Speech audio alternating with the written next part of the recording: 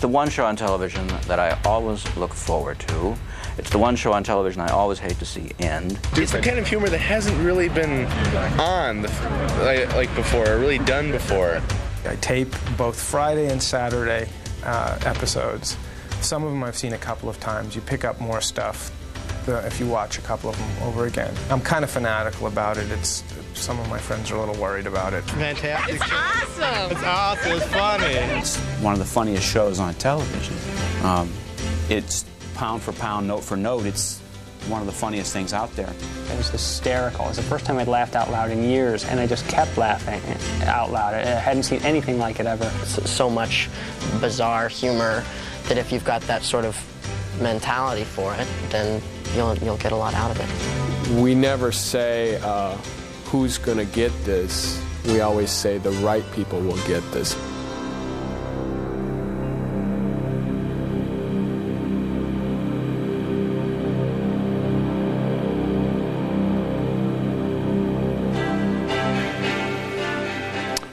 Welcome to the future of television. My name is Penn Jillette, and it is both my honor and my privilege to serve as your master of ceremonies for this fascinating, in-depth look at a true cablecast phenomenon.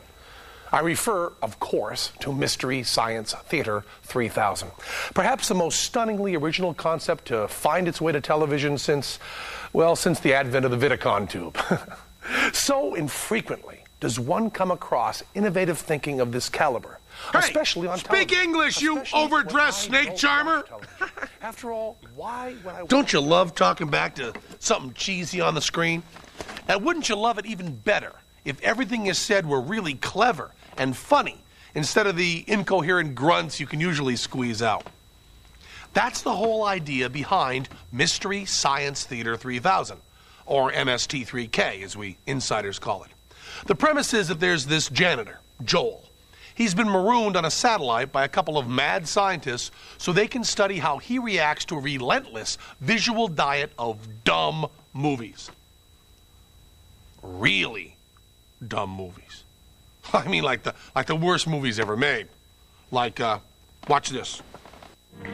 The doctors are working night and day to find a cure. They feel that if they can stop your growth, they may be able to bring you back to normal. You don't really believe that? They'll never find a cure for me. Woof! Putrid, right? Ugh. But Joel's a handy guy, and he's built himself a bunch of funny robots. Gypsy pilots the ship. Tom Servo and Crow watch the movies with Joel, and just like any real-life movie audience these days, they talk back to the screen non-stop.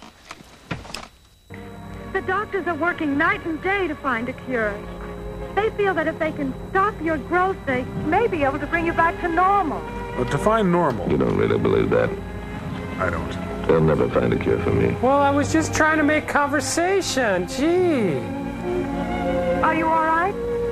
Shall I go for Dr. Lindstrom? No. Right. Cutoffs are just a little tight. The thighs are bulging out. I'm all right.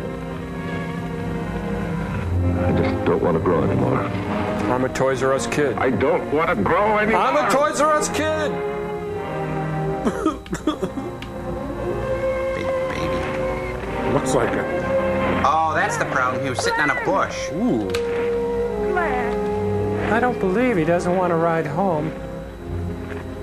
Have you seen Glenn?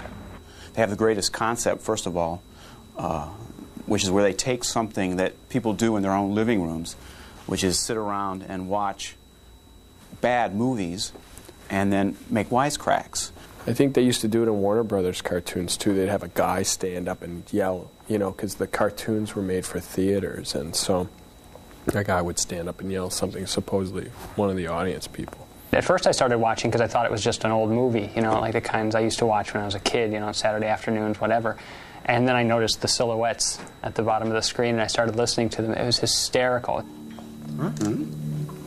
Look out, it's wet there. I just mopped. Bingo! Take one stranded janitor, add 3 precocious robots, and stir in some vile movies, and what do you got? A really funny show with a really rabid following. When we're talking MST3K fans, We're talking fanatics. It was made for me. It's my personality, sense of humor. I get every joke. I love everything they say. I love the personalities they gave the robots. It's one of a kind. Nothing else like it. They do something that no one else does. I mean, it's brand new television. I'm just fascinated. They're just the funniest things I've ever seen in my life. I love you. It'll never work. It's addictive. I don't know anybody who's a fan of this show who doesn't tape it, who doesn't watch this thing like their life depends on it. When I watch television, which is rare, commercial television, I react the way the guys do toward the films. And they're talking my language. It was after the apocalypse.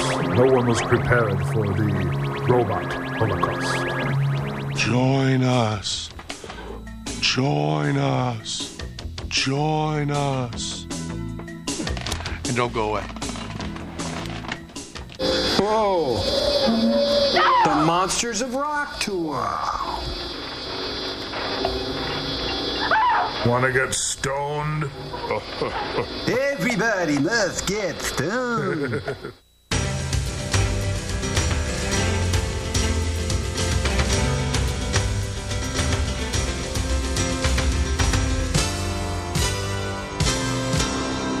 What is film, if not modern-day mythology? And as in mythology, film has evolved recognizable types of stories.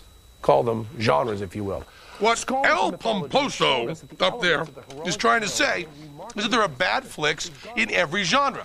And Mystery Science Theater 3000 has taken on all of them.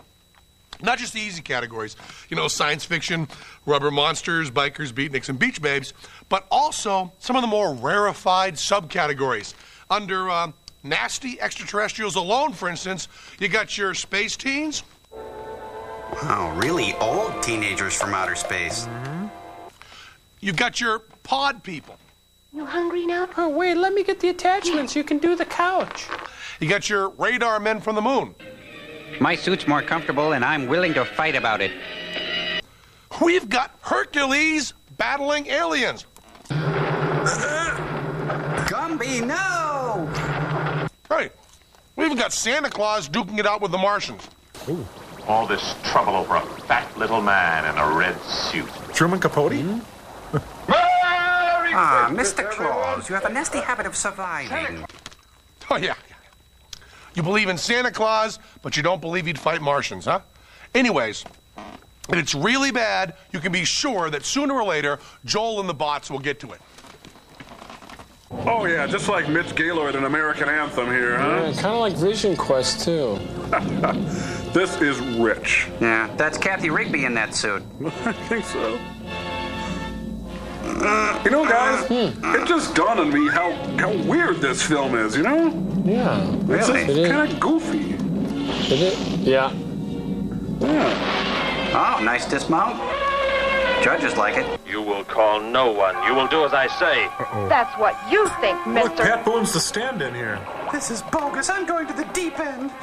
I said you will call no one. Oh, too much chlorine. Yes, folks, proof you can be too rich and too thin. Lousy movies are like a great common denominator, bonding us all. Hi, Space Honey, I'm home. Frau Blucher. What did she do all day? This place is a mess. Was that me? Oh. Watanda. Did you have a baby? Watanda. What is the matter with our son? He's not your son, Fred. Who are you? We're from Mars. Don't be afraid. We have children just like you on Only Mars. they're worse actors. What are those funny things sticking out of your head? Those are our antennae. The horror, the horror. Oh, they killed off the only likable character. Films that tend to work better are films that have ridiculous premises or pretentious premises. Anything where anyone begins to preach their ideas through their film is wonderful material for the comedians to work on. The people of Samar, in order to survive, were forced to offer their children as a sacrifice. The hungry mountain of death. Hey, you got change for an 8-year-old? Well, obviously it has to be bad, but it also has to be bad in the right way. There has to be some intention of quality from the filmmakers. We have 10 films, and 1 will be suitable for our needs. And it's nice if they have a lot of action. Big, dumb rubber monsters, goofy-looking spaceships are always nice. Movies that people find very painful to work with and that people dread the next time going through, often those tend to be the ones that our fans really think are some of our best work. When Pat and Liz get here, will you tell them that we went to the drive-in and for me to catch up? Thank you. We sure will. Ding. And I'll give you $150. To take acting lessons. When we return, we'll have, well, more stuff. What'd you expect? Hold my calls, will you? I'll be taking lunch, Hilda. Derek. Oh, it's some kind of foolish joke. I'm not going to keep a job where this sort of thing goes on.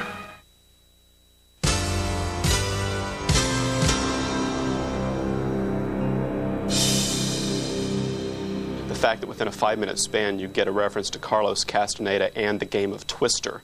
Now, to me, that is MST 3000. According to Irma Bombeck, all teenagers are from outer space. That spaceship looks like a sun hat. No, I think it's a photographer's umbrella. It's a giant metal falsie. No, it's a Devo hat. No, it's a silo top. It's Audrey Hepburn's hat from Breakfast at Tiffany's. Guys, it can be all those things and more.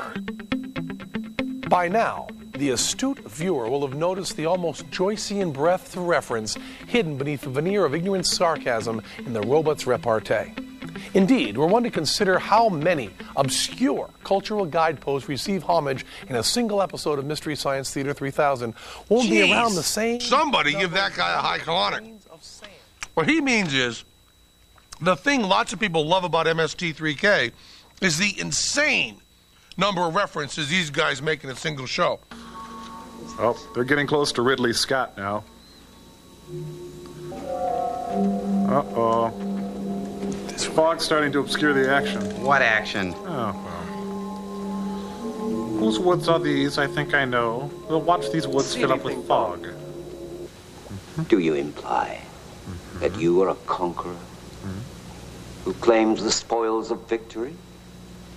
Or are you a common thief? Oh, geez, this has more pauses than a Pinter play. Oh, observational humor. God, I love Seinfeld. The Elder is going to hand you over to the Kungs. In exchange, they promise to stop killing our people. All right, who's talking? I can't figure it out. It must be the director. Allied with Zor. Hey, it's Teddy Roosevelt and the Rough Riders. I think it's the Kurds. And Way? Yes, Way. They are terrifying, aren't they, with those bandanas, and they all look very Machiavellian with their shirts off. It's like being put in a blender and sort of twirled around for 2 hours, and all these things fly by. Maybe like, Dorothy flying in the house when the tornado picked it up, and what flies by is the kind of the residue of American popular culture. The weather started getting rough. The tiny wheel was tossed. Bruce Lee press on nails. Oh, it's karaoke night. Ready to transport TR-14. Thanks for the buggy ride. Hi-ho! The Macy's Parade, 15 years from now. In Hyannisport and Palm Beach. It's a speed bump with a tongue. Ooh. Whoa. He's an excellent driver. Definitely an excellent driver. Goodbye, Billy. Headbutt. Bye. Goodbye, Betty, dear. Headbutt. They've estimated that every episode of MST3K contains 700 jokes, sometimes from 700 different sources. Try to follow this. Made this in shop class. It's a letter opener. He's wearing hand-thrown pottery. Those things are $4.50 a piece. If they're all wearing V-necks, it must be student council from outer space. It is not for myself that I ask, Mila, but for the welfare of all mankind. Go. Take a sweater and be back by 10. You've been gone. They seem to know a little bit about everything. I think we've done our job if one viewer somewhere gets the most obscure joke that we put into one show. But I don't know. I mean, for the kids who are sitting in front of the parents, these jokes are going, and they're hitting the parents right in the foreheads.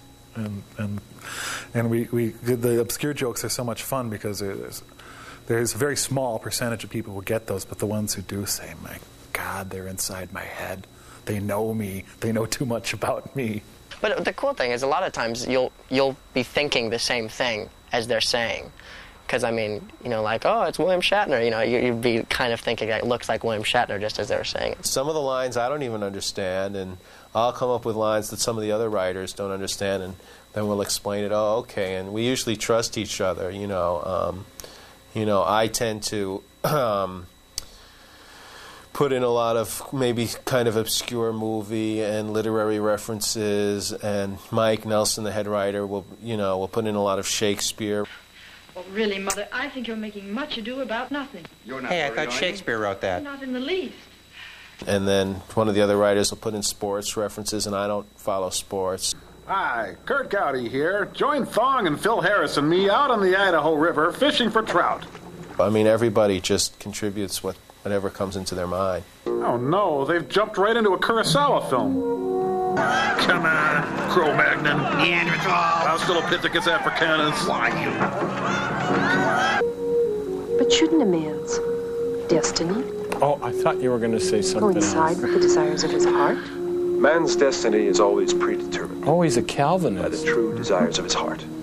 Kind of makes me wish I'd gone for that doctorate. Anyway, stick around. After a short intermission, we'll analyze this remarkable cultural phenomenon still further. Anybody else care for one? I could use some coffee. Army. Thank you, madam. Good idea. Creamy sugar.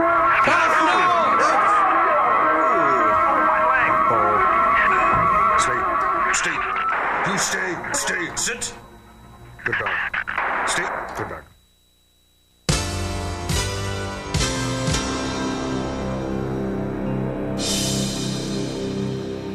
Thoreau wrote articulately about the creative invigoration possible through isolation.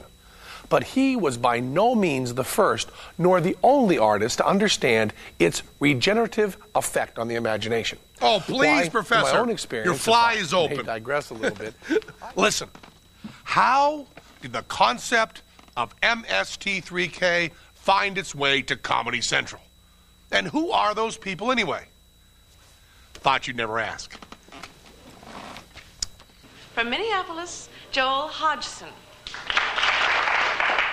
Joel Hudson, age 23, white human, Minneapolis, Minnesota, starting now. I had an act, and I went out to L.A. to seek my fortune, and got to do these shows, and it was really fun, but I didn't have any other ideas. I didn't want to be a nutty neighbor on a sitcom, and I missed home, and so I decided to come back. I just pitched him the idea. I said, we have a broadcast facility and some good gear. Do you have any ideas? A week later, he came back with the idea for Mystery Science. And Joel said, come on over. And I had no idea what it was. And I went over, and he said, pick one of those things up. And I picked up this puppet and sat under a table, and we were doing this show. And then we just started doing them, and we ended up doing about 22 shows, KTMA. And about the 8th show, we were all kind of feeling like, is this really worthwhile? Not much had happened with it. It was a lot of hard work, and it was, not exactly producing huge dividends. But about that time, we started a phone answering machine, and people could call in and give their response, and the tapes filled up within 2 hours after the shows aired. That sort of crystallized a lot of the momentum about the show, and about, say, 18 or 19 shows was about the time that HBO had decided to start the Comedy Channel, and we put together a 7-minute demonstration tape and sent it out to New York.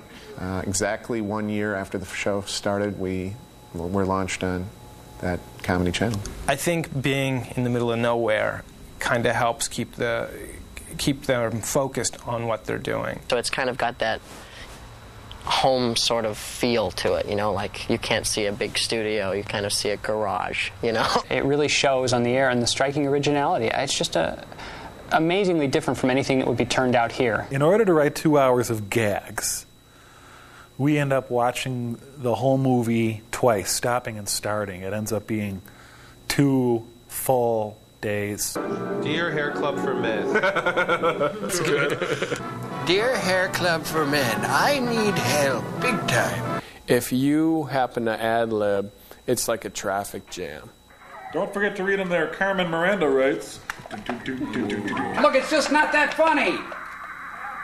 Very few shows do, take a stand on television themselves, and this one does so, in such an outrageous fashion. That's, why I'm attracted to it as a TV critic. It's an outlaw show, kind of a maverick show. I think that's the thing that's cool about it. We just kind of do it our own way, and it's not as a result of market studies, and it's not a result of, well, we think this will work. We're just doing it our own way, and people who like it are tuning in. My friends and I get together every Saturday, have a raging pancake breakfast, and sit down and watch Mystery Science Theater on Comedy Central. It's basically an acknowledgement that the audiences are not as dull as Hollywood might think they are. You can get away with saying a lot of things with a puppet that you can't say with a human. But what about you, Crow? I want to decide who lives and who dies.